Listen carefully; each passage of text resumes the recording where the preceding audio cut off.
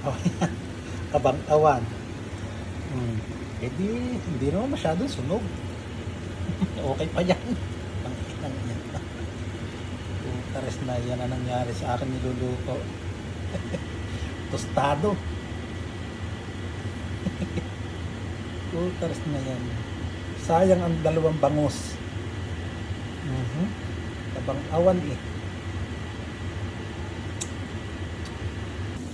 Ayan. Kundi maglagay ng kabango. Mom, I'm cooked. Dad, I'm Wala eh. Masunog. Hindi naman masyado sunog. Pwede pa yan. Taris na yan. Tignan mo nga. Pwede po.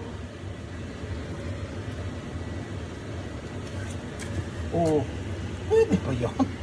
Tignan.